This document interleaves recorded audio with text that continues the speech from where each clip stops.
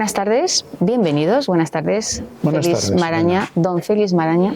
Bueno, lo del don. Nos hemos acercado, Versión de Arte, aquí hasta Irún, porque nos parece muy importante este aniversario que nos acerca a nuestro gran poeta, escritor Pío Baroja, y donde el homenaje es merecido por todo lo que hizo, no solamente él, sino, como muy bien me decías antes de empezar a grabar, toda la familia, cómo se implica en la historia, en el arte, en la cultura sobre todo.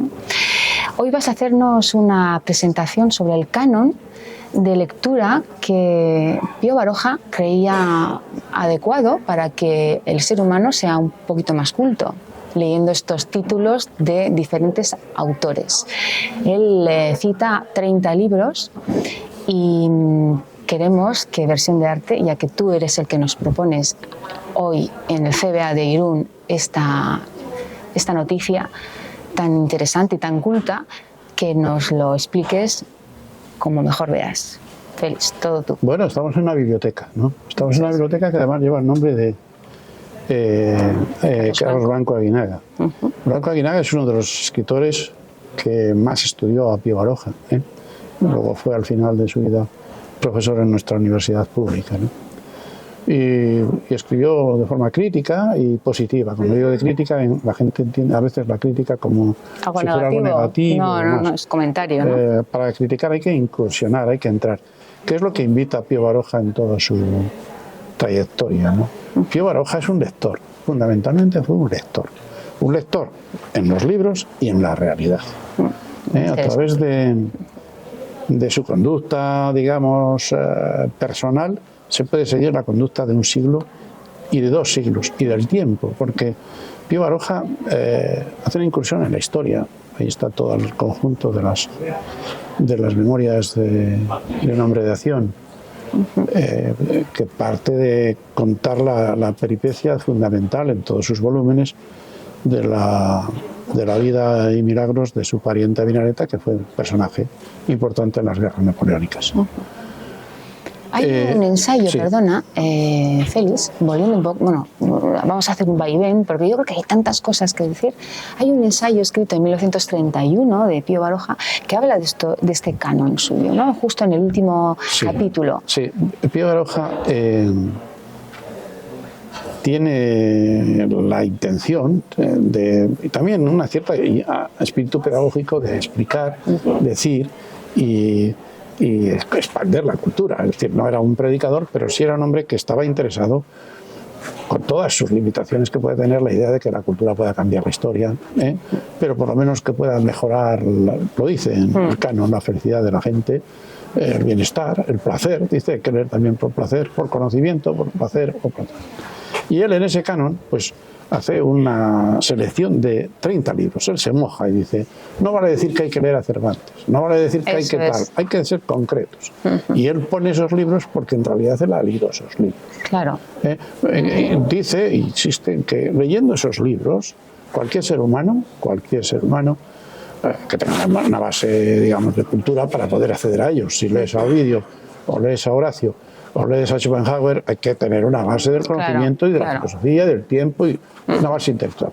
Pero cualquier ser humano con una inteligencia y lee esos libros, los analiza, los vive, en realidad se puede considerar una persona culta, para saber dónde está en el concierto del mundo, ¿no? En el concierto de la historia moderna, de Grecia para acá, que para ver la modernidad estaba ahí.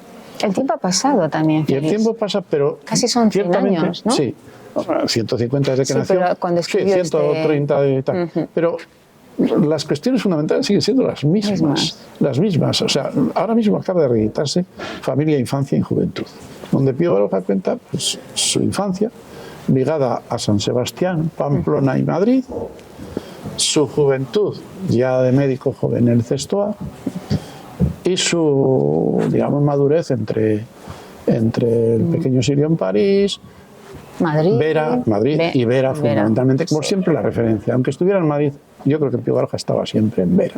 ¿Por qué? Pues porque él tiene esa dicotomía del hombre que escribió mucho sobre las ciudades, que amó a las ciudades que escribió sobre Londres, sobre Madrid, sobre Dinamarca, sobre París, ciudades holandesas, ¿no? Sobre París, ciudad que estimaba especialmente. Es fácil estimar París por muchas razones, sobre todo en aquel momento, y hoy también. Y él vivió todo un mundo de las ciudades. Pero él dice en uno de los textos, digamos,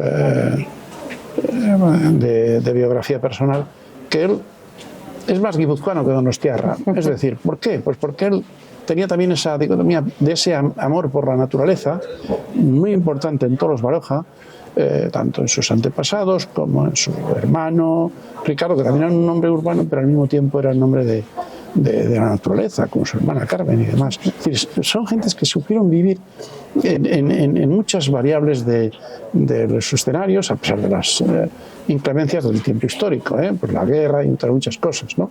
Pero yo lo estoy viendo a Carmen cultivando las patatas que les dio la vida durante la guerra, y lo estoy viendo a Pío Baroja leyendo, estamos hablando de libros, sentado allí en el Petril de Ichea, pasaba el casero vecino y le decía, ¿qué, don Pío? Descansando. Y él siempre decía, no, trabajando. Y él cuenta también que luego cuando le veía al casero con la azada, pues limpiando en la huerta algún tipo de crecimiento de mala hierba entre las frutas, el sembrado, el casero le decía, ¿qué, don Pío?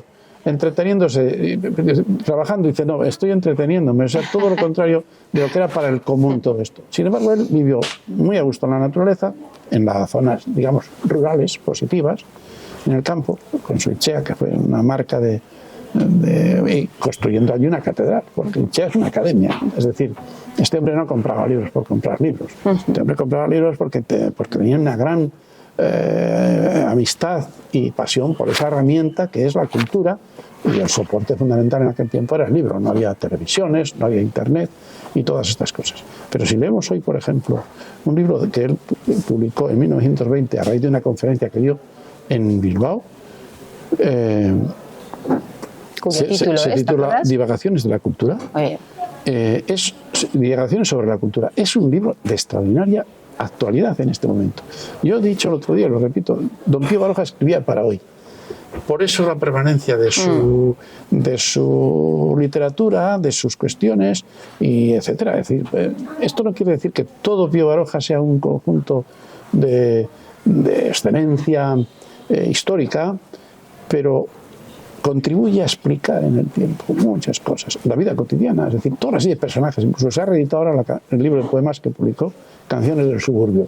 Si revisamos, que yo lo he releído ahora precisamente a propósito de esto, revisamos, aparecen toda serie de personajes populares, desde el más pobre, el más vulgar, el asesino, el hombre bondadoso, el funcionario, todos los gremios de una ciudad y todas las gentes que él siempre llama bondadosas. Él dice en uno de los textos que él admira fundamentalmente el ingenio de la gente, es decir, la inteligencia. Él tenía una verdadera pasión por la inteligencia y por la ciencia. Para Pío Baroja la ciencia era Dios, o su Dios era la ciencia, es decir, que el motor del mundo y demás era la ciencia, y por eso tiene un Dios que era Claude Bernard, el filósofo y fisiólogo francés, que realmente determina mucho su pensamiento, mucho más que incluso que Schopenhauer, ¿no?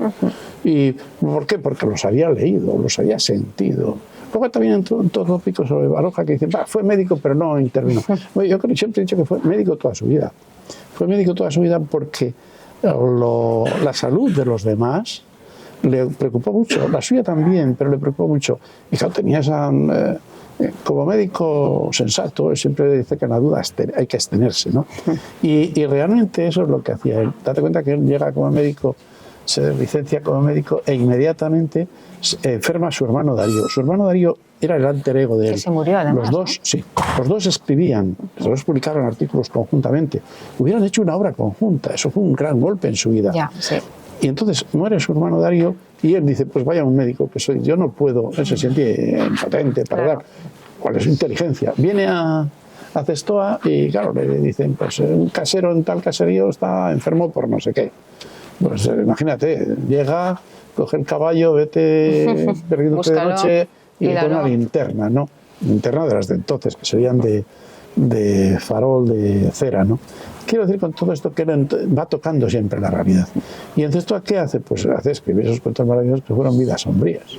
Vidas sombrías nace con el siglo XX y se publica con un prólogo de Miguel de Unamuno, donde Miguel de Unamuno ya era un poco mayor que él, y Miguel de Unamuno le está... La generación del 98, podemos decir. Sí, todo el grupo, sí, con Pío como...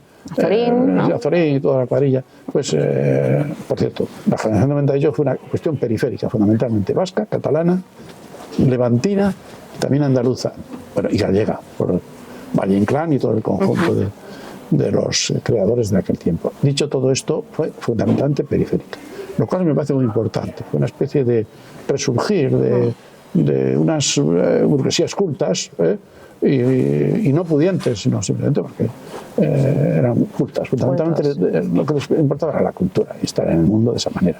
Y eso es lo que hace la familia Baroja. Ya digo, es que toda la familia Baroja es una universidad. Toda ella, es decir, desde que empiezan su abuelo en Oyarzún con la papeleta de Oyarzún, y es un hombre que se hace a sí mismo, su abuelo, es decir, y su bisabuelo, en fin, son gentes que están en la cultura, están todo el tiempo cultivándose. Y además gente que también, perdona Félix, que se movía mucho, porque era una familia para cualquier tiempo viajaban. Eso es. Es decir, sus inversiones pequeñas eran en viajar. Fueron a Valencia, Madrid... Bueno, tuvieron que ir por razones... De trabajo. Primero de trabajo de su padre Serafín, que por cierto era un gran escritor y un gran dibujante. De Serafín Baroja publicó su nieto Pío Caro Baroja, publicó una biografía extraordinaria, excelente, un trabajo extraordinario, del orden histórico, no es una biografía para decir que mi abuelo era muy majo y tal. Sí, lo era una persona muy jovial, lo dice el propio Pío Baroja, un donostiarra, en fin, cascariña y simpático. Ya sabéis que fue el que hizo la letra del himno de la marcha de San Sebastián para Sarriegui, que dicen luego por ahí que si Sarriegui no le gustaba que hubiera letras en sus canciones, hombre, pero sí, él las hizo para eso. Entonces, por supuesto que sí. Dicho todo esto, es una familia que ya nace creciendo, ¿no? Se instala en la Plaza de la Constitución en 1812 Ignacio Ramón. Luego el abuelo de Pío Baroja llegó a ser regidor en el ayuntamiento. Fueron todos impresores y editores.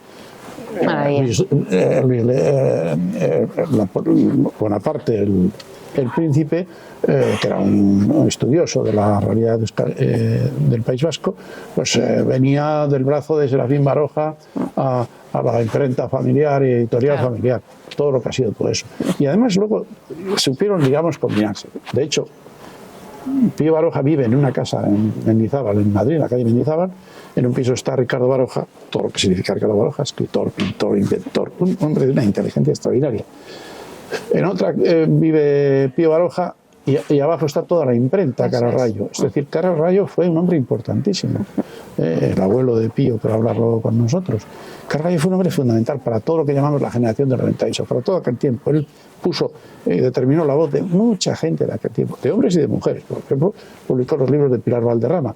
Pilar Valderrama, como sabemos, es Guiomar, digamos, el amor incondicional y condicional de don Antonio Machado.